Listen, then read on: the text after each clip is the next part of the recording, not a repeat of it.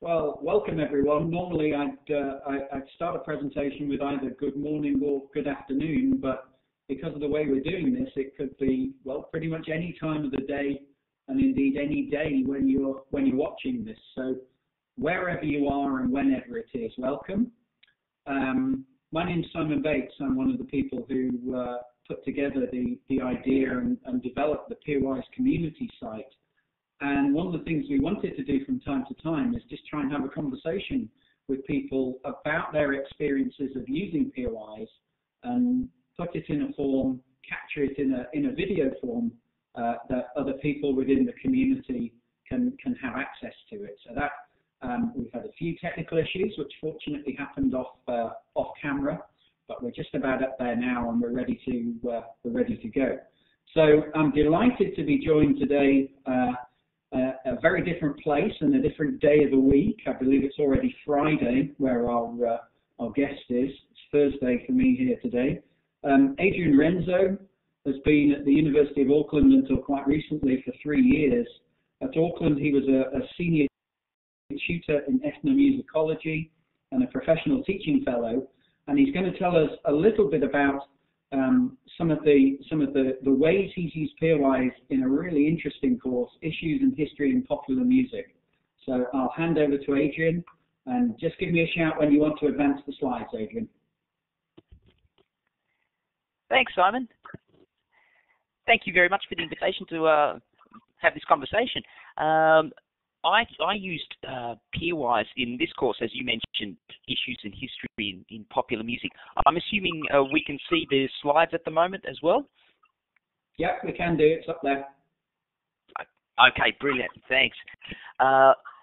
These are basically, if we go to the next slide, you can see the instructions that I gave to students. Basically, in this course, we had a multiple choice exam. And as you can imagine, my main concern was I didn't want people to only memorize, random, facts and figures. And my big issue then was, how do I do that within the context of, multiple choice questions?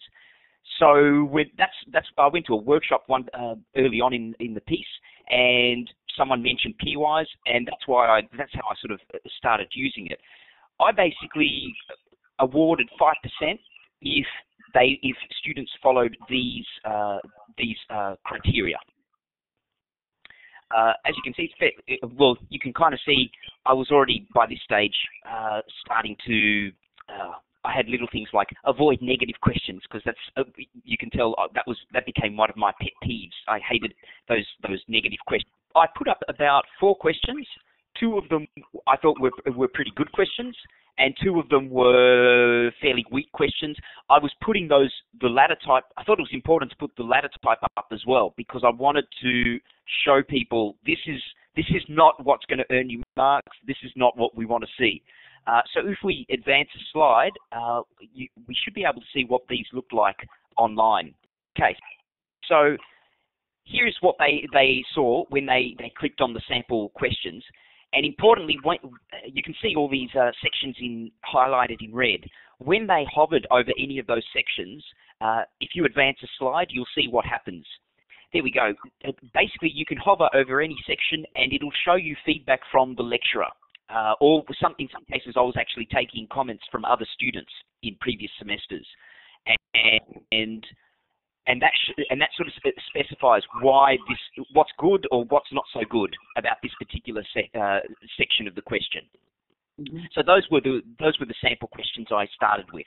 So then I start with the sample questions, and then I basically set a due date, usually in the second half of the semester, and I leave it to them to submit their questions based on lecture content, on the readings. And I mean, I'm assuming the people visiting the PeerWise community are familiar with how the system works overall. And then basically, if we go back a couple of slides, back to those graphs that we were looking at. Yes, so you can see here, the reason I give them 5% is not so much because I want to, grade them on every single question that they write. It's more because with 5% there, people are obviously motivated to pick up the 5%. So you can see this massive spike in the number of questions submitted. That's the due date. What I'm more interested in is what happens in the next slide, which is the number of answers contributed per day. If we go forward, you can see there's a little spike around the due date for PeerWise, but that massive spike where people are submitting, well, about 16,000 answers per day, that's the spike just before their exam. Wow. That's why I give them 5%. 5% is basically to make sure that everyone in the course knows about PeerWise, and when exam time comes, they do all this voluntary work on PeerWise as a form of revision. So just I'm going to flip back one slide. The due date is somewhere around the middle of October, which is where the big peak is in the questions per day, and then that corresponds to the October. Yeah. How many? That's right. In this class? Anything usually between 350 and 400. Right. So that's still a huge number of responses. Hang on. That's a huge number of responses just up to the exam deadline. Yes. And actually, if you take a closer look at the statistics there, you'll see that even of those figures, a lot of that is coming from a small number of very, very keen people. Now, I'm not sure if we advance the slide again. This is the other thing I make sure I do before the start of semester. I did notice the reason I put sample questions up, and I also post my own questions on the PeerWise system itself. I noticed that a lot of students emulate what they see there before, whatever's there before them, they tend to emulate that. So what happens is, if you have bad luck and the first 10 questions on PeerWise are a little bit weak, you get lots of people emulating that. They think, oh, these are the questions they're looking for, and they start doing that sort of thing. So I always make sure I start by writing at least 2 questions. So that way, I notice, I do little things like I mention authors' names, I mention specific references, and then, surprise, surprise, I notice that lots of students emulate that. They start writing questions in the same mold, which is what I'm looking for. So that's the other thing I do at the start of semester. I learned this the hard way because, of course, the first time I ran PeerWise, I didn't do any of this. And what I found was, if we advance the slides a few more steps, you'll see some of the questions that pop up. If we go forward, let's see, one more, and here we go. Here's a typical kind of question with no guidance from me. This is the sort of question that gets submitted on PeerWise. Which of these early rock and roll hits was not written by Carole King, right? Now, there's a few problems here. First of all, you can see it's got my pet peeve. I don't want negative questions, because you can imagine when you start getting, imagine if I've just given a lecture on something and I've given you 3 reasons why rock and roll emerged in the 1950s. To write a multiple choice question, all you have to do is summarize my lecture, or that section of the lecture, and then make up one fake reason. There's your question, right? So that's why I tell them I don't want negative questions. We're interested in the right answer, not identifying the wrong answer. There's a bigger problem with this question. Which kind of a colleague of mine summed it up really well. She says, "Oh, this is Wikipedia knowledge, right? I don't care if people have memorized every single song Carole King wrote. Imagine if you did that for the entire course. Let's memorize everything that every artist wrote in every decade. It turns into just, rote memorizing, right? And that's not what we're looking for. So that's why I started introducing, I did a few things. I put sample questions online. I wrote a couple of questions of my own, and I put those on PeerWise even before the first lecture. And the other thing I do, I think if we advance the slide, say a couple of, actually, no need to advance the slide. Oh, here we go. The other thing is I point out what I think is good or not so good about particular questions during lectures. And you can see here, what's interesting is when you start doing that, the students themselves become much better critics. So this person, someone else, this is another student commenting, oh, I think you need to focus on who Carole King was or why she was important. That almost sounds like Adrian talking, but that's because I made that clear in lectures, and then students start doing that job for you. Now, the other thing I did was I mentioned using PeerWise questions in class. When I was lecturing in this course, I would sometimes flash up what I call the PeerWise question of the week, and then at the end of semester, the PeerWise question of the year or the semester.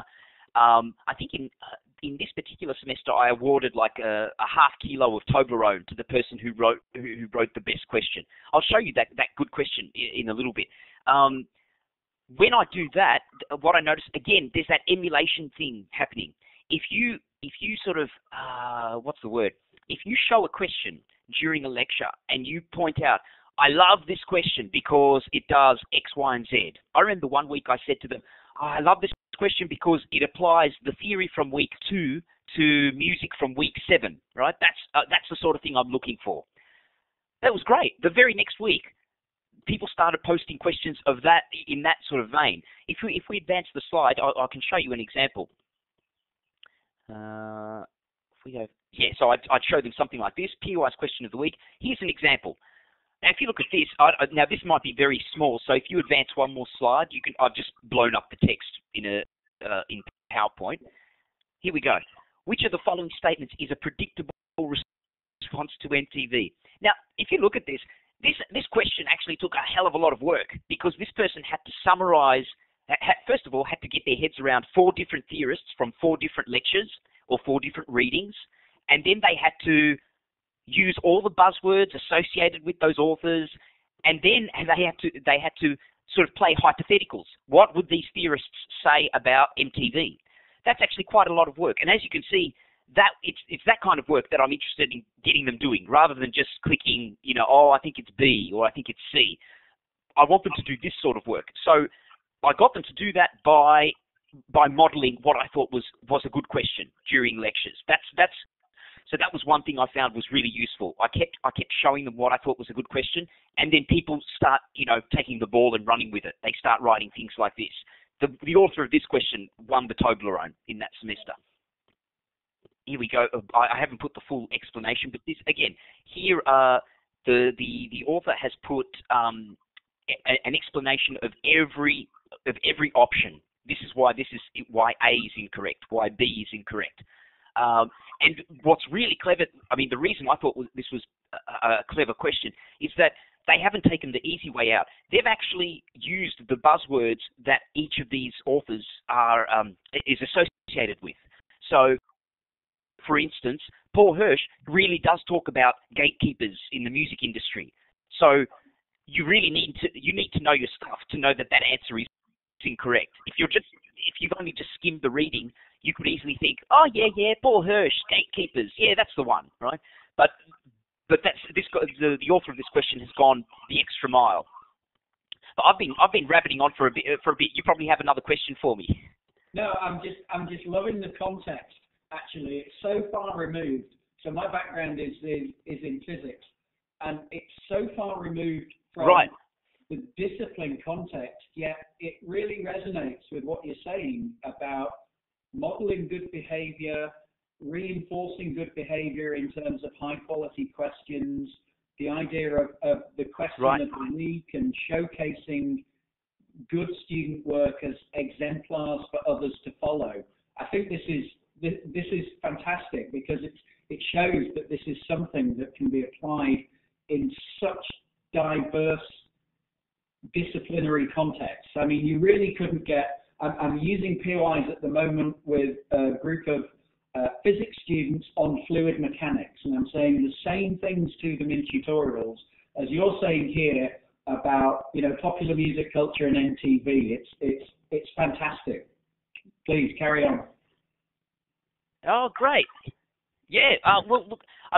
One of the questions. People.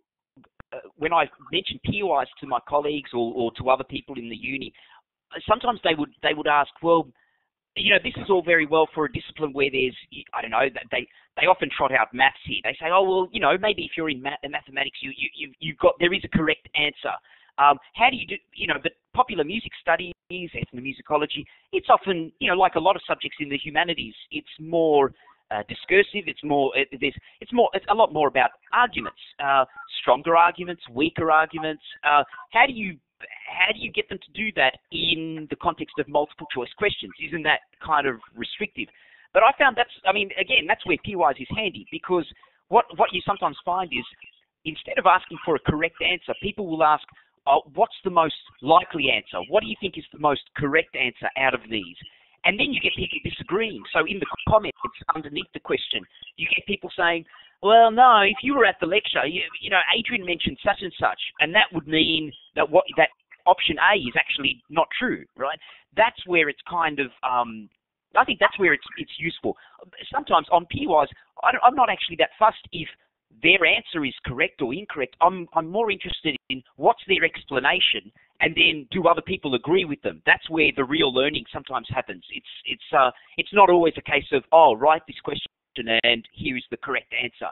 So that's one way I get around that problem, because like I said before, I don't want them to just memorize the correct answer. I want them to argue about stuff. And having said that, I don't really buy that whole assumption that in other disciplines they've got the right answer, and it's only us in the humanities that we've got we sort of got this more open-ended stuff. I'm sure you've got similar cases in your discipline where you could make an argument for option B being correct. It's not just I think that applies across the board. So I don't think that I'm dealing with anything unique here. Yeah. Hang on, my screen has just gone dark. Hang on a sec. Okay, yep. We're back online. That's basically how I used it. Now, if we go to the next slide,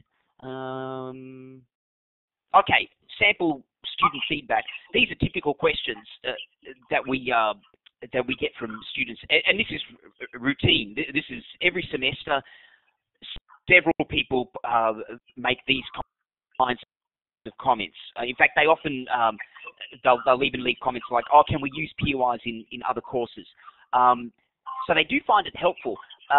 If we go to the next slide, you'll see some other comments from students where they didn't find it so helpful.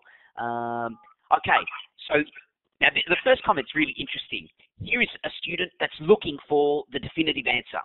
And I can kind of understand where they're coming from. If you have to do a multiple choice exam, or there are going to be some multiple choice questions in your exam, then you want to make sure you've got the right answers, right? This is what I like about PeerWise. Although people may get this impression, where do I get the definitive answer from? I don't think the real learning happens by memorizing the right answer. The real learning, as I've kind of hinted, is in the very act of digesting the info and needing to construct a credible question about it. That's where the real learning takes place. So I actually don't mind if people walk away feeling, but what's the definitive answer? I get emails like that sometimes. There's this question on PeerWise. Can you tell me what the right answer is? I'm not interested in people learning that way. I want them to write their own questions and then have a bit of a debate in the comments section. So that's what I use, and that's my typical response to those sorts of emails. If I'm using PeerWise, if I were to use PeerWise again, one thing I would do would be to make the due date as late as possible, because I did notice that once the due date is passed, even though they know they're going to have an exam that's got a multiple choice component or an exam that's completely multiple choice, they still drop PeerWise because I guess it makes sense. In the last part of semester, there are lots of assignments due. People need to prioritize, and so fair enough. They may stop writing questions for PeerWise, but that's why I would make the due date later rather than sooner. So that way you get if you have a lot of students, you get a nice spread of questions across every topic. Week 3, week 7, week 10, everything's kind of covered. Now, I'm not sure if I have, if we go forward one slide, Might be a blank slide. I'm not sure. Yes, yeah. So those were, those were the main. Oh, here's just another sample question. Well, now why did I put this question here? Oh, yes, this was another case of again a fairly straightforward question in the sense that it's just asking you what does this theorist say about gender or about music. But you can sort of see options here for moving beyond. Well, this is the right answer, because here, to make this question stronger, you could sort of say which one of these is Judith Butler most likely to have said? Which one is the most accurate? And that way, people need to decide between several correct answers, which is not what we have here. But that's one way you could. That's one thing. If I were doing this again, I'd encourage students to do that more. Not going for the correct answer, but going for the most credible answer, the most convincing answer. That way, there's a bit more scope for arguing. We want to argue in this discipline. No, absolutely. I think, I go back to what I said previously. I think it's really refreshing to see it applied in such a very, very different context to, I haven't looked at the PeerWise Community site, but I'd hedge a bet that there's not that many ethnomusicologists on there. Whereas if you look at the where PeerWise started in computer science and in the sciences and the health sciences, there's tons of us. So, I really appreciate the insight into seeing this in a very, very different disciplinary environment. I take completely what you're saying about using it as a vehicle to stimulate discussion and debate and argumentation between students. I think that's even important where there is a single right answer, because there's still things to learn from why the wrong answers are the wrong answers. So yeah, fantastic to see it in this context. Just before we wrap up, we survived the technical issues. I think we had almost, short of the phone ringing or somebody coming in, we had almost every technical gremlin, but we'll put them up there, warts and all, because I'm sure everyone watching this can identify with some of these issues if they've tried to collaborate in one of these virtual spaces before. But I'm going to leave the last word to you, just to sort of sum up your experience, or maybe pass on advice to others who are watching this. Sure. I would finish just by reiterating: model what you want them to do, and you'll be amazed how many people will go out of their way to model your definition of a good question. So yeah, that would be my main advice for anyone using PeerWise in any discipline, really. Yeah. Thanks again, Simon. That's okay. It's my pleasure. Thanks for joining us and bearing with some of the technical difficulties. I said we've had almost every gremlin, but then your audio started breaking up as well, so it must have hurt me. But anyway, we made it to the end. Thanks again, Adrian. Thank you.